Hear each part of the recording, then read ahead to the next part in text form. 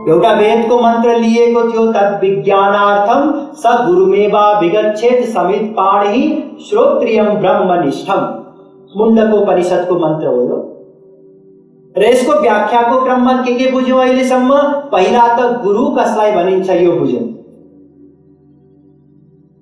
हामी जस्तै जीवात्मा मध्ये जसले परमात्मालाई प्राप्त गरे उहाँहरूलाई महात्मा भनिन्छ, महापुरुष भनिन्छ, सन्त भनिन्छ। र यस्ता महात्माहरू मध्ये जसको शरणमा गएर हामी भगवानलाई जान्दछौं उहाँ हाम्रो निम्ति गुरु हुनुहुन्छ। त्यसैगरी यो मन्त्रमा बताइयो तद् विज्ञानार्थम, भगवानलाई जान्नको निम्ति। किन जान्नु पर्यो भगवानलाई? किनकि हामी जे चाहन्छौं त्यो भगवानबाट नै मिल्छ। के चाहन्छौं हामी? आनन्द चाहन्छौं। कस्तो आनन्द चाहन्छौं? अनन्त मात्राको प्रतिक्षण बढ्दै जाने र सधैँ रहिरहने। तर के यस्तो सुख मिल्यो? मिलेन। किन मिलेन? किनकि हामीले अन्तै सुख खोजिरह्यौं। आनन्द कहीँ अन्तै छ, हामी कहीँ अन्तै खोजिरहेका छौं। कहाँ छ आनन्द?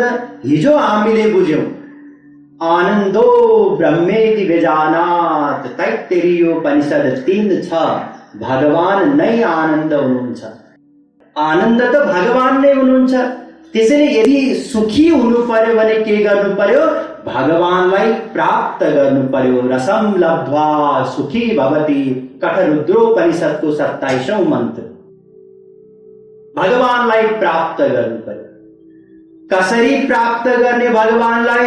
भगवान त पहिल्यै प्राप्त हुनुहुन्छ, हामी भित्रै हुनुहुन्छ, सर्वत्र हुनुहुन्छ। त्यसैले कहीँ गएर प्राप्त गर्नु छैन, केवल जाने पुग्छ। अब वेदले बतायो भगवानलाई जान्नको निम्ति गुरुको शरणमा जाओ। तद् विज्ञानार्थम स गुरुमेवा विगच्छेत्। वेदले बतायो। वेद अनादि हो। एउटा वेद थियो, वेदव्यासजीले 4 भागमा विभक्त गरिदिनु भयो। त्यसैले उहाँको नाम वेद व्यास रहन गयो। वेदव्यासजीले पनि बनाउनु भएको होइन। वेदलाई त्यसैले अपौरुषेय भनिन्छ। अपौरुषेय भन्नाले कसैले पनि बनाएको होइन। र यो जुन वेद हो, हाम्रो सनातन धर्मको सर्वमान्य ग्रन्थ हो, सर्वोच्च ग्रन्थ। र वेद केवल हाम्रो निम्ति मात्रै सर्वमान्य ग्रन्थ होइन।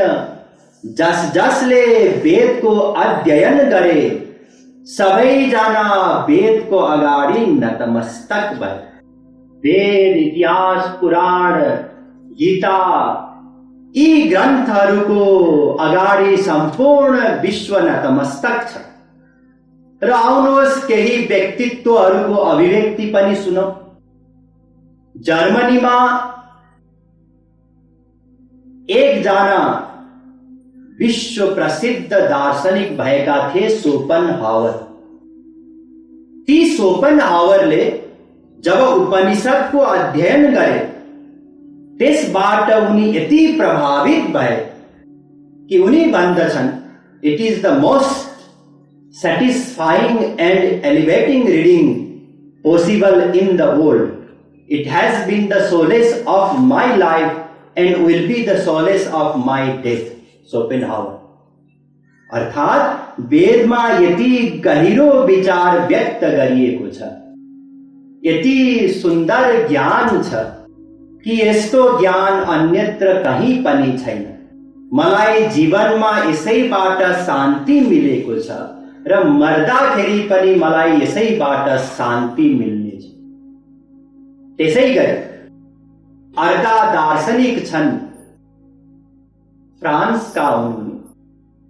उनले भने, when we read with attention the poetical and philosophical monuments of the East, we discover there many truths so profound which make such a contrast with the meanness of the results at which the European genius has sometimes stopped, that we are constrained to bend the knee before the philosophy of the East.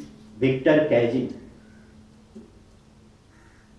उनले बताए कि पूर्वीय दर्शन वेद शास्त्रमा यति गहिरो विचार व्यक्त गरिएको छ, यस्तो ज्ञान छ कि हामी पूर्वीय दर्शनको अगाडि घुँडा टेक्न मजबुर छौं। यो उनले बताए। अर्का दार्शनिक थिए फ्रेडरिक स्लिगेल, जर्मनी का। उनका पिता पास्टर थे। पास्टर भन्नाले बुझ्नुहुन्छ नि, चर्च का पास्टर। तर सानो हुँदा नै उनलाई क्रिस्चियन धर्म प्रति रुचि रहेन, किनकि त्यहाँ बौद्धिक स्तरको कुनै कुरा नै छैन। त्यसैले युवावस्थामा नै उनीले क्रिस्चियन धर्मलाई त्यागिदिए र जब पछि संस्कृत पढे,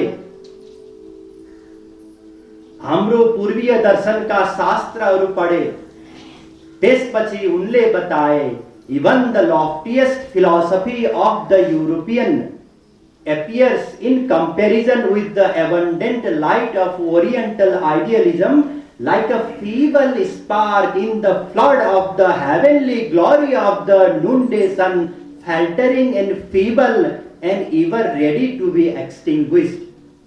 अर्थात पूर्वीय दर्शन मध्याह्नको देदीप्यमान प्रचण्ड सूर्यको तेज समान छ र जुन पाश्चात्य दर्शनहरू हुन् यी चिङ्गारी समान छन्, त्यो पनि निभ्नै लागेको चिङ्गारी समान। यस्तो अभिव्यक्ति दिए जब उनले तुलना गरे पूर्वीय दर्शन र पाश्चात्य दर्शन। कैनेडियन उपन्यासकार पॉल विलियम रोबर्ट्स भन्दछन्, the Vedas hold within them enough information to rebuild human civilization from scratch if necessary.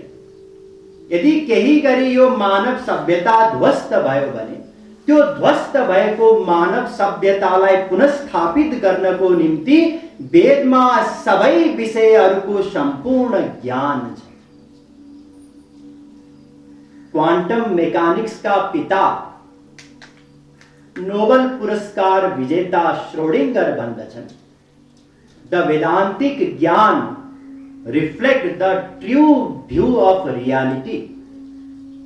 अर्थात वैदिक ज्ञानले वास्तविकताको सही स्वरूपलाई सही रूपमा उजागर गरेको छ।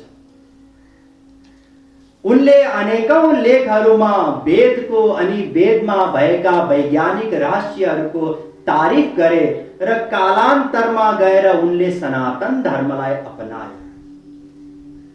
त्यसैगरी मिचिगन स्टेट यूनिवर्सिटी अमेरिकाका एसोसिएट प्रोफेसर डाक्टर आर्थर भर्सलिस भन्दछन्,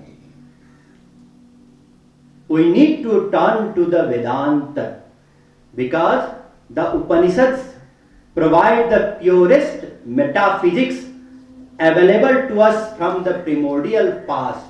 वेदमा फर्कनु आवश्यक छ, किनकि उपनिषदले प्राचीनतम आध्यात्मिक ज्ञानलाई प्रदान गर्दछ।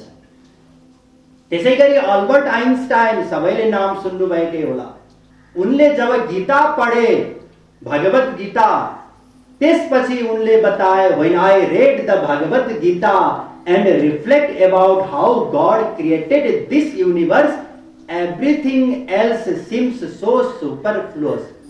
अर्थात जब मैले गीता पढे त्यसपछि बुझे कि भगवानले यो संसार कसरी बनाउनु भएको रहेछ, त्यसपछि मलाई अन्य सबै ज्ञान अत्यन्त सतही ज्ञान लाग्न थाल्यो। यहाँ मैले केही व्यक्तित्वहरूको अभिव्यक्ति बताएँ।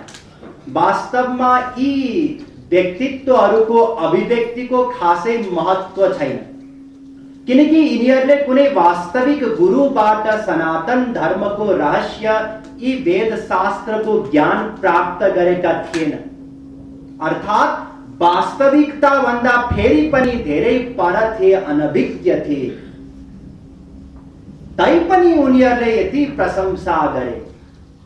यो त मैले यहाँ यस कारण प्रस्तुत गरेको हुँ ताकि अब यो प्रवचनको क्रममा जब म वेदबाट प्रमाण दिन्छु, शास्त्रबाट प्रमाण दिन्छु, यहाँहरूको विश्वास होस् वेद सर्वमान्य ग्रन्थ हो, वेदमा बताइएको रहेछ। त्यसैले मैले यी अभिव्यक्तिहरू प्रस्तुत गरे। यसको आफैमा खासै ठुलो महत्त्व छैन। अब आउनुहोस् हामी हाम्रै विषयतर्फ लागौं। हामी जुन वेद मन्त्रको चर्चा गर्दै थियौं, तत् विज्ञानार्थम स गुरुमेवा विगच्छेत् समित पाणिहि श्रोत्रियम ब्रह्मनिष्ठम। भगवानलाई जान्नको निम्ति कुनै गुरुको शरणमा जाऊ। कस्तो गुरु? श्रोत्रिय ब्रह्मनिष्ठ। यहाँ दुईवटा शब्दहरू आयो। एउटा शब्द आयो श्रोत्रिय र अर्को शब्द आयो ब्रह्मनिष्ठ। अब यो श्रोत्रिय ब्रह्मनिष्ठ भनेको के हो त? ध्यान दिनुस्, हामी बिस्तारै यो मन्त्रको अर्थ बुझ्दैछौँ गहिराईमा डुबेर। गुरु शब्दको अर्थ बुझ्यौं, भगवानलाई किन जान्नु पर्ने रहेछ यो पनि बुझ्यौं। अब जुन गुरुको बारेमा यो वेद मन्त्रमा बताइएको छ, कुनै गुरु, कान फुक्ने गुरु या हाम्रो कुलमा जो हुनुहुन्छ, जोसँग हामीले मन्त्र लिँदै आइरहेका छौं, यस्तो गुरुको निम्ति होइन। कस्तो गुरुको निम्ति? श्रोत्रिय ब्रह्मनिष्ठ। श्रोत्रिय भन्नाले वेद शास्त्रको ज्ञान होस्, पहिलो योग्यता। ब्रह्मनिष्ठ भन्नाले स्वयं भगवानलाई प्राप्त गरेको होस्, त्यो अनन्त सुख प्राप्त गरेको होस्। हामी सबै त अनन्त सुख चाहन्छौं नि, हैन? हिजोदेखि हामीले सुन्दै सुन्दै आइरहेका छौं। अब त्यो गुरुसँग नै अनन्त सुख छैन भने हामीलाई बिचारा के दिन्छ? एउटा भिखारीले अर्को भिखारीसँग भिख मागेछ। मेरो यस्तो व्यवहार सल्टाउनु पर्ने थियो, मलाई सापटी दे न त। उसले भने हेर, सापटी मैले दिने गरेको छैन, दे न दे। सापटी दिन्न, मसँग जे छ यसै दिन्छु त। खुसी भयो एकदम। गयो, खल्तीबार निकाल्यो, 10 रुपियाँ दियो। भने मसँग यति नै छ। अब त्यो 10 रुपियाँले हामीलाई के हुन्छ? उसले त आफ्नो सर्वस्व दियो, तर हामीलाई त केही पनि हुँदैन त्यसले। जसरी एउटा भिखारीको अगाडि हात फैलाएर हाम्रो काम बन्दैन, त्यसैगरी यदि त्यो अनन्त सुखले भिखारी रहेछ कुनै व्यक्ति भने उसको समीपमा गएर हामीलाई के मिल्छ र? केही पनि मिल्दैन। त्यो अनन्त सुख होस्, प्र्याक्टिकल मेन होस्, भगवानलाई प्राप्त गरेको होस्, यो हो ब्रह्मनिष्ठको अर्थ। त्यसैले जुन वेद मन्त्रमा श्रोत्रिय ब्रह्मनिष्ठ गुरुको समीपमा गएर भगवानलाई जान भनेर बताइयो, यो श्रोत्रिय ब्रह्मनिष्ठको अर्थ के रहेछ? श्रोत्रिय भन्नाले वेद शास्त्रको ज्ञाता होस् र ब्रह्मनिष्ठ भन्नाले भगवानलाई प्राप्त गरेको होस्, त्यो अनन्त सुख प्राप्त गरेको होस्। र यही कुरा भगवानले गीतामा पनि बताउनु भएको छ। तद्विद्धि प्रणिपातेन परिप्रश्नेन सेवया उपदेक्ष्यन्ति ते ज्ञानम ज्ञानिनस् तत्त्वदर्शिन। गीता 4:34। गीता त कम से कम यहाँको घरमा छ होला, गएर पल्टाएर हेर्नु। म यहाँ प्रवचनको क्रममा जुन शास्त्रको प्रमाण दिँदा नम्बर बताउने गर्छु, त्यो कुनै विद्धता देखाउनको निम्ति होइन। बिचारा यहाँहरूको अगाडि म के विद्धता देखाउँ र? त्यो यसकारण ताकि भविष्यमा यो प्रवचन सुनेर कसैलाई भेरिफाई गर्न मन लाग्यो, उहाँले आफ्नै मनबाट बोल्नु भएको हो कि वास्तवमै बताएको रहेछ शास्त्रमा भने गएर पल्टाएर भेरिफाई गर्न सक्नुहुन्छ। त्यसैले मैले नम्बर बताएको। गीतामा भगवानले बताउनु भयो कि यदि भगवानलाई जान्नु छ भने गुरुको शरणमा जाऊ। कस्तो गुरु? ज्ञानिनस् तत्त्वदर्शिन। ज्ञानी पनि होस्, शास्त्रवेदको ज्ञानी होस् र तत्त्वदर्शी होस्, भगवानको दर्शन प्राप्त गरेको होस्, भगवानलाई प्राप्त गरेको होस्। श्रोत्रिय ब्रह्मनिष्ठ जुन अघि वेद मन्त्रमा बताइयो, त्यसैलाई भगवान श्री कृष्णले के भन्नुभयो? ज्ञानिनस् तत्त्वदर्शी। तस्माद् गुरुं प्रपद्येत जिज्ञासु श्रेय उत्तमम शाब्दे परे च निष्णातम ब्रह्मण्युपशमाश्रयम। भागवत 11:3-21 वेद व्यासजीले पनि यही कुरा बताउनुभयो। के भन्नुभयो वेद व्यासजीले? गुरुमा दुईवटा योग्यता हुनुपर्छ। गुरुको समीपमा त जाऊ। तस्मात् गुरुं प्रपद्येत। कस्तो गुरु? शाब्दे परे च निष्णातम ब्रह्मण्युपशमाश्रयम। शब्द ब्रह्ममा पनि निष्णात होस्, अर्थात श्रोत्रिय होस्, र पर ब्रह्ममा पनि निष्णात होस्, अर्थात ब्रह्मनिष्ठ होस्। एउटै कुरा वेद भागवत गीतामा बताइयो। गुरु कस्तो हुनुपर्ने रहेछ? वेद शास्त्रको ज्ञाता पनि हुनुपर्ने रहेछ र भगवानलाई प्राप्त गरेको हुनुपर्ने रहेछ। जो समझा दे श्रुति सार, उर भरा प्रेम रिझवार, सोई है सद्गुरु सरकार। गुरु सोई कृपालु सरकार। जगत गुरु श्री कृपालु जी महाराजले पनि यही बताउनुभयो। गुरु कस्तो हुनुपर्ने रहेछ? जसले वेद शास्त्रको सही सही ज्ञान हामीलाई दिन सकोस्, एक नम्बर, र स्वयं श्री कृष्णको प्रेम होस्, त्यो अनन्त सुख होस् उसँग, दुई नम्बर। यही कृष्ण तत्ववेत्ता सोही गुरु है। चैतन्य महाप्रभुजीले पनि यही बताउनु भयो। निष्कर्ष के हो भने गुरु कस्तो हुनुपर्ने रहेछ? एक श्रोत्रिय, वेद शास्त्रको ज्ञाता होस्, दोस्रो ब्रह्मनिष्ठ, स्वयं भगवानलाई प्राप्त गरेको होस्। ठीक, हामीले हेर्नुस् धेरै कुरा बुझिसक्यौं त्यो वेद मन्त्रको। अझै एउटा कुरा बुझ्न बाँकी छ। के बाँकी छ? तद विज्ञानार्थम स गुरुमेवा विगच्छेत् समित पाणि श्रोत्रियम ब्रह्मनिष्ठम। कुनै श्रोत्रिय ब्रह्मनिष्ठ गुरुको समीपमा जाऊ। कसरी जाऊ? समित पाणि। अब यसको अर्थ बुझ्नु छ।